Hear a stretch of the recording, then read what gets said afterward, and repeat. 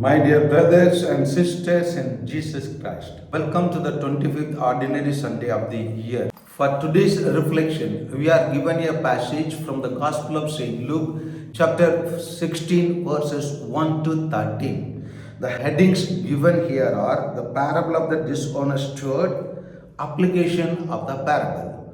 Come, my dear brothers and sisters, let us meditate upon these two passages. Here it is said that Jesus said to his disciple, a rich man had a steward who was reported to him for squandering his property. He summoned him and said, what is this I hear about you? Prepare a full account of your stewardship because you can no longer be my steward. Now, after hearing these words from his master, steward thinks to himself, what shall I do now that my master is taking the position of steward away from me? I'm not strong enough to dig and I'm ashamed to beg.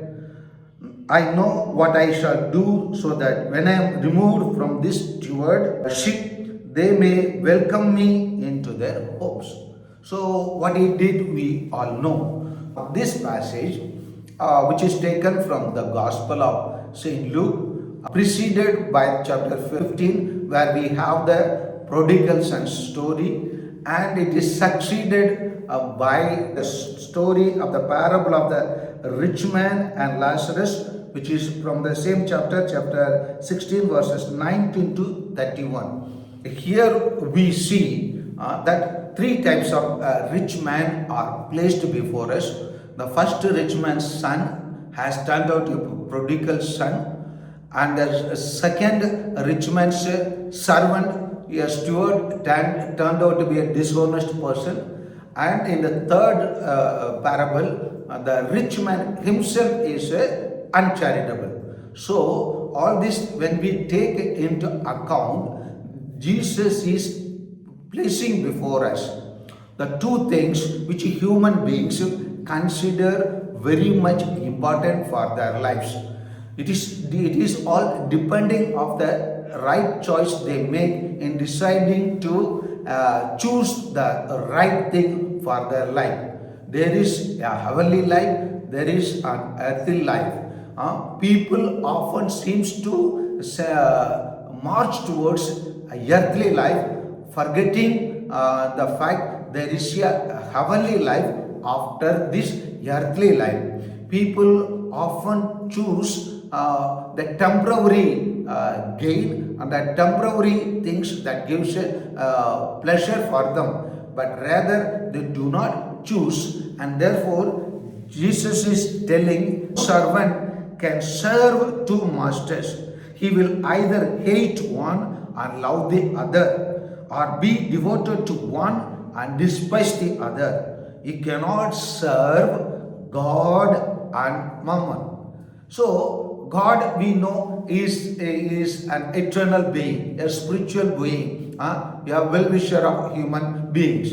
And mammon, what is mammon? That means in which man places his trust more than God. If a person is trusting in something other than God, that all the other things are considered as mammon. Some may call it money, wealth, or even attached to your person, particularly maybe a man too much attached to his wife, or a lady or a woman too much attached to her husband, or a man or attached to anything else, whatever they possess. There can be also too much of attachment. So what Jesus is telling from the story, Jesus highly lighting the negativeness to say the positiveness of the importance of life. So Jesus is telling how the earthly person, in order to survive in the earthly setup, how he is behaving very shrewdly and very intelligently in order to go ahead in his earthly life. And therefore what it does is He called in his master's debtors one by one. To the first he said, "How much do you owe my master?" He replied, 100 measures of olive oil. He said to him, "Here is your promissory note. Sit down and quickly write one for 50." He goes on doing the same thing for the other debtors also. Now, the master, knowing this man's stewardship, how intelligently he handled that present situation, the master commanded the dishonest steward for acting prudently. But Jesus goes further to say that those who act prudently in the present world. So, for an example, in India, the general elections are held. They act so prudently or so intelligently to gain victory by hook or crook. It is a game of number. Only the number has to be projected before the people that this person has got more than that particular opponent, a vote more than that person. That person, whoever gains a vote more than the opponent, is declared elected. And so the children of the world are more prudent in dealing with their own generations than are the children of light. And who are the children of the world? The children of the world who pay attention towards the mammon, that means whatever I have earlier said, other than God, whatever a human being chooses to be better for himself or better for oneself, those are considered the children of the world. And who are the children of the light? Children of the light are who choose to live according to the teaching of Jesus, which Jesus tells in St. John's Gospel, chapter 12, 36, like this: "While you have the light, believe in the light, so that ye may become children of the light." Now, who is the light? Jesus is the light, because Jesus has clearly and categorically said, "I am the light of the world." And since Jesus is the light of the world, we need to follow Jesus. When we have Jesus, then we have the heavenly life. We become the children of light. When we do not have Jesus in us, then we become the children of the world. And therefore, Jesus is telling how to set aside the earthly life. We can know from the church traditions and the church history, there are so many martyrs who have set aside the earthly life and chose Jesus as their light, and they become children of light. And we know from the second book of Maccabees, chapter 6 and 7, where we hear the martyrdom of Eleazar.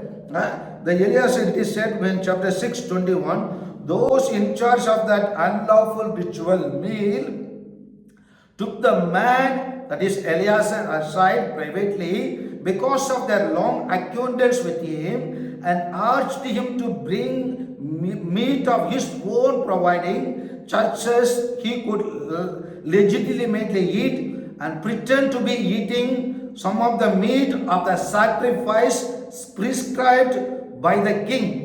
In this way, he would escape the death penalty and be treated kindly because of their old friendship with him. But he made up his mind in a noble manner, worthy of his years, the dignity of his advanced age.